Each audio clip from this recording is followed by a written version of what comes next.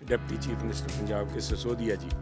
उनके बयान थे कि साम दाम दंड भेद लड़ाई झगड़ा झूठ सच हम इलेक्शन जीतने के लिए करेंगे, और वो ये सब कर रहे हैं। देखिए, कॉरपोरेशंस के ऊपर ख़ास तौर पे 8 कॉरपोरेशंस के इलेक्शन हो रहे हैं, जिनमें 3 कॉरपोरेशंस के अंदर भगवंत मान सरकार ने या केजरीवाल साहब की पंजाब सरकार ने 3 कॉरपोरेशंस के अंदर होलसेल में हमारे बीजेपी के कैंडिडेट्स के नॉमिनेशन पेपर रिजेक्ट किए हैं। बटाला के अंदर 21, बरनाला के अंदर 10 और मोगा के अंदर 11, और बाकी जगह छोटपुट तो दूसरी बिना कॉरपोरेशन के म्यूनसिपलिटी या नगर पंचायतों के अंदर जो कुछ हो रहा है वो तो मैं समझता हूँ उस पर तो क्या क्या जिक्र किया जाए, परंतु मेरा मानना है ये जो कुछ हो रहा है इनके कहे के मुताबिक हो रहा है। इनके जो डी फैक्टो आजकल इंचार्ज बैठे हैं, केजरीवाल साहब के डिप्टी, उस समय के डिप्टी चीफ मिनिस्टर दिल्ली के थे, आजकल de facto chief minister Punjab के हैं, डिप्टी चीफ मिनिस्टर पंजाब के सिसोदिया जी। उनके बयान थे कि साम दाम दंड भेद लड़ाई झगड़ा झूठ सच हम इलेक्शन जीतने के लिए करेंगे, और वो ये सब कर रहे हैं। पर मैं एक बात यहाँ कहना चाहूँगा कि जो बंगाल के अंदर, जब मैंने कंपैरिजन किया था कि बंगाल के अंदर इस किस्म की घटनाएं ममता जी के राज में वहाँ पे हो रही थी, बम चल रहे थे, अपने विरोधियों को ख़ास तौर पे बीजेपी के कार्यकर्ताओं पे हमले हो रहे थे, उनको मारा पीटा जा रहा था, तो वो मसले अब पंजाब को बंगाल नहीं बनने देंगे। और अब मैं समझता हूँ कि जब से वहाँ पे बीजेपी का लोगों ने सेवा करने का मौका दिया है, आज मैं भगवंत मान जी से कहूँगा कि अगर आपने कॉपी करनी है बंगाल की तो आज के बंगाल की करिए, बीजेपी के बंगाल की कॉपी करिए, जहाँ पे सरकार बनते ही एम्प्लॉयज़ की जो 15 साल से जिनको उनके डीए की बढ़ोतरी नहीं की गई थी,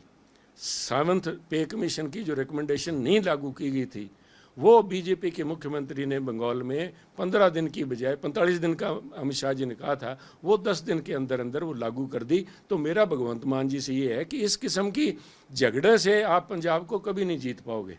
आप पंजाब जीतना है तो जो आपने वायदे किए हैं उनको पूरा कीजिए। अच्छा, 15,000 करोड़ रुपए जो उनका बकाया बनता है, जो उनका हक बनता है एम्प्लॉयज़ का, वो लागू करिए, उसके बाद पंजाब की बात करिए। जो अंडरग्राउंड वायरिंग प्रोजेक्ट है उसका लॉन्च किया है भगवंत मान की तरफ से संगरूर में, उसको आप कैसे देखते हैं? ये टोटल फ्रॉड, ये जो टेंडर किया गया है इसका, ये टेंडर, इसके लिए अलग से एक प्रेस कॉन्फ्रेंस में करूँगा। आज बड़े इंपॉर्टेंट मसले थे जिनके ऊपर बात करनी थी, पर ये एक टोटल फ्रॉड है। और मैं समझता हूँ ये उस समय के दौरान है जब संजीव अरोड़ा जी ये जो पास किया गया है टेंडर, उसी दौरान का ये हो सकता है और उनके चलते हुए ये किया गया है। पहली बात तो टेंडर के अंदर 3 कम से कम पार्टिसिपेंट्स होने चाहिए, इसमें वो भी नहीं थे। किसी एक दिल्ली को कंपनी को आम आदमी पार्टी ने 8 करोड़ रुपए का जो टेंडर दिया है, सरासर बोगस है, टोटल रुपए खाने की तैयारी है। मैं समझता हूँ कि जो मुश्किलें हैं संजीव अरोड़ा जी की, वो और बढ़ाई हैं भगवंत मान जी ने आज इंश्योर करने के लिए, क्योंकि अरोड़ा साहब पे भी इस किस्म के उनको शक था कि अरोड़ा साहब भी बीजेपी में जाने की तैयारी कर रहे थे, परंतु अब वो भगवंत मान जी अपना उनके साथ खाता सेटल करते हुए ये सारे, अदरवाइज शायद हो सकता है इस प्रोजेक्ट के ऊपर पर्दा पड़ा रहता, निगम नहीं आता, परंतु हम मांग करेंगे एजेंसी से कि उसकी भी दायरा बढ़ाया जाए जांच का, और उनके उस कार्यकाल के दौरान, चाहे वो अर्बन अफेयर्स मिनिस्टर थे, चाहे वो इलेक्ट्रिसिटी के लिए इंचार्ज थे, ये सारों के दायरा बढ़ा के सब उनके दौरान जो फैसले किए गए हैं संजीव अरोड़ा जी के, सारों की जांच हो। एक सवाल और जाकर साहब, मलविंदर कांग ने लेटर लिखा प्रधानमंत्री को, उन्होंने वीडियो भी लिखा, जिसमें उन्होंने लिखा कि एसआईआर जो होने वाला है, हम बिहार और बंगाल नहीं बनने देंगे पंजाब को। तो जो एसआईआर को लेकर बार बार सवाल उठ रहे हैं कि एसआईआर से क्या होता है कि वोट्स कट होते हैं, जिससे बीजेपी को वोट ज़्यादा जाता है, आपको क्या लगता है? देखिए, ये सारी भ्रांतियाँ हैं जो फैलाई गई हैं। पूरा ट्रांसपेरेंट ये जो भी प्रोसेस है, इसके अंदर हो सकता है बंगाल में समय की कंस्ट्रेंट रही हो, क्योंकि बड़ा उसको समय पूरा नहीं मिल पाया हो। पूरा 1 महीने का तो प्रोसेस इसका वेरिफिकेशन का चलेगा, सारे जाके जो इनके BLOs हैं वो करेंगे,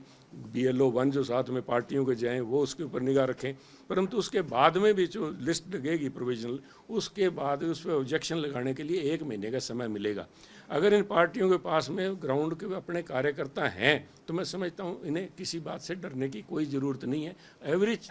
सारे का सारे जो प्रक्रिया है एकदम से पारदर्शी है, किसी को घबराने की ज़रूरत नहीं है। ना तो मैं तो समझता हूँ बंगाल बनाने वाले खुद आम आदमी पार्टी है, जिसके बारे में जो अपोजिशन है कांग्रेस पार्टी, उसमें हिम्मत नहीं है बोलने की।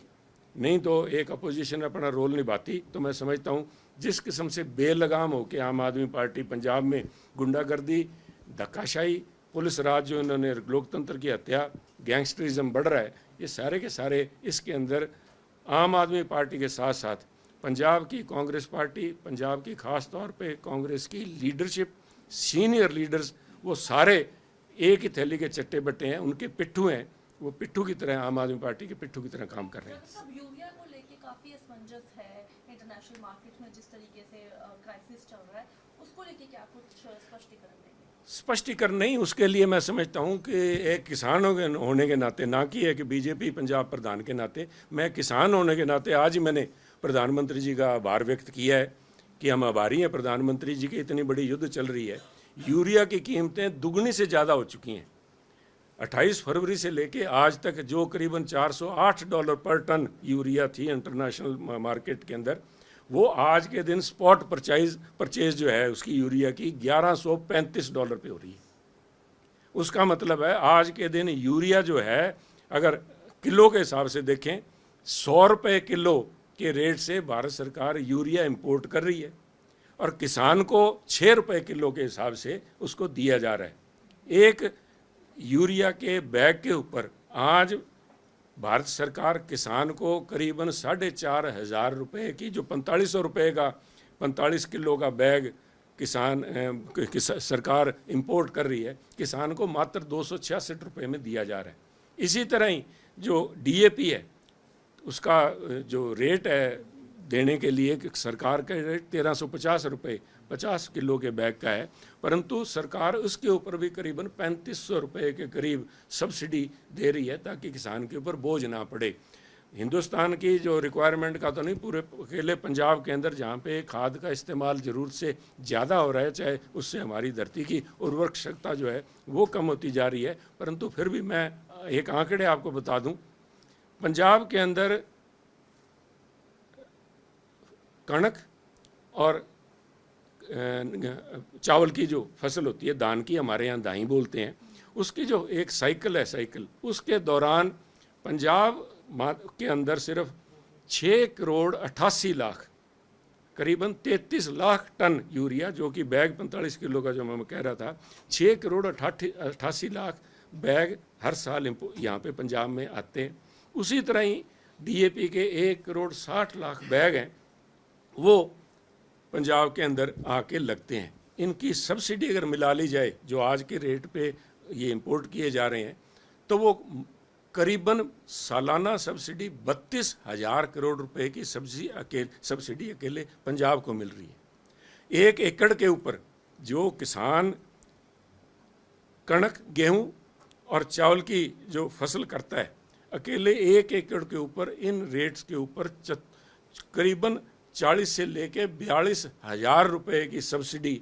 पर एकड़ पर किसान को भारत सरकार दे रही है इसमें। और सबसे बड़ी बात जो मैं किसान साथियों को आश्वस्त कराना चाहता हूं कि पंजाब में जबकि बिजाई अभी चालू होनी है, 1 जून से चावल की लोग बुआई करेंगे, तो उसके लिए पर्याप्त मात्रा में DAP और यूरिया पहुंच चुकी है। जितनी इंडेंट इन्होंने भेजी थी, जितनी रिक्वायरमेंट पंजाब सरकार ने भेजी थी हर साल, पिछले साल जो मैं आपको आंकड़े बताए हैं 6 करोड़ 88 लाख आई थी, आधी उसकी रिक्वायरमेंट ऑलरेडी पहुंच चुकी है। और जब तक किसान को ज़रूरत पड़ेगी, करीबन 10 से लेकर 15 जून तक जब किसान को खाद की आवश्यकता होगी, तब तक एक बैग जो यूरिया का और DAP यहाँ पे उपलब्ध होगा। चाहे लड़ाई वहाँ पे चल रही है, चाहे वहाँ पे रेट इंटरनेशनल में बढ़ गए। इसलिए मोदी जी का मैं आभार व्यक्त करता हूँ कि उन्होंने 100 रुपये की यूरिया खरीद के भी किसान को 6 रुपये में जो दे रहे हैं, इससे ज़्यादा उनका किसान के प्रति जो चिंता है, किसान की जो हमारी फूड सिक्योरिटी है, उसके ऊपर ध्यान मैं समझता हूँ इसके दाद देने के लायक है। लोग भ्रमित ना हों, लोग अफवाह में ना पड़ें। किसान की और भारत की अन्न सुरक्षा को किसी भी किस्म से इस लड़ाई का सेक नहीं आने दिया जाएगा। पेट्रोल और डीजल के प्राइसेस जो है वो 4 रुपये पूरे देश के अंदर बढ़ गए, किस तरीके से देखते हैं? लोग चिंतित हैं कि लगातार पेट्रोल और डीजल के प्राइस बढ़ रहे हैं। देखिए, लड़ाई चल रही है और जहाँ से हमारी पहले सारी की सारी बहुत बहुत बड़े तादाद की जो हमारी एनीवे हम 80 से लेके 85% जो हमारा क्रूड ऑयल है बाहर से इंपोर्ट करते हैं, और उस 85% का करीबन आधे से ज़्यादा यहाँ मिडल ईस्ट किया करता था, वो प्रभावित है। ये एक सच्चाई है, कटु सच्चाई है, जिससे कोई इनकार नहीं कर सकता। जैसे बोलते हैं कि आंखें बिल्ली अगर आंखें मींचले, कबूतर आंखें मींचले तो बिल्ली भाग नहीं जाती। लड़ाई है और उसका प्रभाव दूर सारी दुनिया में दिखाई पड़ रहा है, अकेला हिंदुस्तान नहीं। दाद तो इस बात की देनी चाहिए कि अकेला एकमात्र हिंदुस्तान एक ऐसा मुल्क है जिसने 80 दिन होने के बाद में, लड़ाई 28 फरवरी को चालू हुई थी, आज तक कोई किसी किस्म का बोझ नहीं पड़ा। और जहाँ तक आप 4 रुपये की या 3 रुपये की जो बात कर रहे हैं बढ़ने की, वो आम आदमी पार्टी पंजाब की ने अपने 3 साल के अंदर, तब तो कोई लड़ाई भी कहीं नहीं थी, किसी किस्म की कोई केंद्र सरकार या क्रूड प्राइस की कोई कीमतें भी नहीं बढ़ी थी, पर पंजाब सरकार ने अपनी एडवर्टीजमेंट के लिए, अपने गुणगान करने के लिए जो लोगों के ऊपर यही करीबन 2.5-3 रुपये का बोझ ऑलरेडी डाले बैठे हैं। तो मेरी आपके माध्यम से ये अपील है भगवंत मान जी से और उनके de facto chief minister Kejriwal साहब से कि आप भी लोगों की परेशानियां दूर करने में, जहां केंद्र सरकार ने एक्साइज ड्यूटी कम की है, लोगों का बोझ कम करने के लिए, केजरीवाल साहब भी भगवंत मान जी मिल के यहाँ पंजाब के लोगों को राहत दें। Thank you.